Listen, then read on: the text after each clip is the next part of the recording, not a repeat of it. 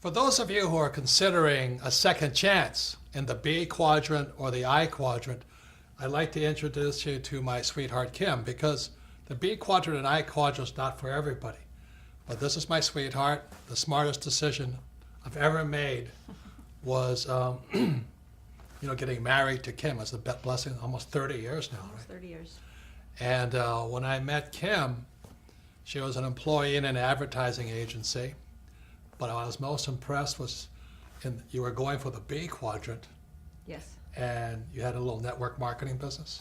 Yeah, I knew very early on I did not want to be an employee. I didn't really know what the options were because I was always around employees growing up. But I got introduced to network marketing while I was working in advertising, and I thought this would be a good idea for me to start to learn what it is to be a business owner. So I got set up with this network marketing company. I was representative, and it was a great, great, great learning experience for me into what it takes to be an entrepreneur, because if I didn't make the sale, I didn't get any money. And I had to get very creative on how I was going to sell because, of course, like most network marketing, you go to your family and friends, and that runs out pretty fast. So then you've got to go find new customers. So I would set up my little salons at fitness clubs and different places throughout Honolulu, and I would continue to sell. And I'd also learn how to sell and what worked and what didn't work.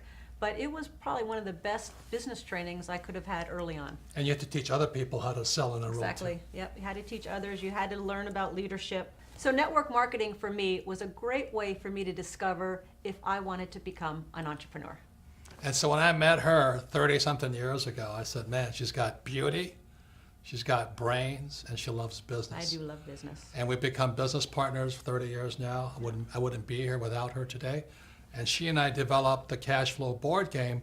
For those of you who want to find out if you want to be a professional investor versus a passive investor, if you're tired of 401ks and IRAs and Roths and all that other stuff, that's what we developed the cash flow game for. Yes, and so we developed the cash flow board game basically to teach people what it was Robert and I did to become financially free. Yes, so we recommend network marketing if you want to move into the B quadrant, and for those interested in becoming professional investors, check out the cash flow board game. So I actually have a business degree, a college degree in business, but I have to say, getting into network marketing, I learned more about what it takes to be an entrepreneur than I ever learned in my 4 years of college. As we all know, 2016 will soon be upon us. We have about a year and a half to find out if Rich Dad's prophecy and Bucky Fuller's predictions will come true. Let's hope they were wrong. Yet, as you all know, if you saw in part one on CNN with Wolf Blitzer and Bloomberg and other TV stations, I did get it right. As predicted in Rich Dad's prophecy, there would be a preliminary crash prior to the giant crash of 2016. And that preliminary crash came in October 2007 when the Dow hit 14,000 and headed down and led to the crash and economic crisis we are in today. The crash of 2007 was a warning. It was meaning, get prepared.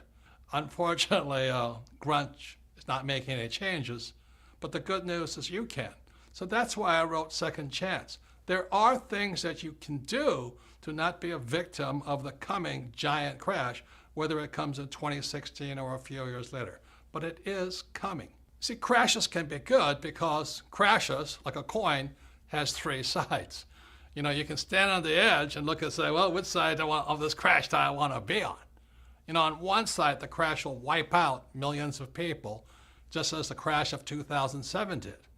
On the other side, you can look at what the smart people are doing, is you can say, oh my God, this is my chance to make tremendous headway. I can get rich instead of get wiped out like everybody else. So again, a crash has three sides. Your job is to decide which side do you want to be on.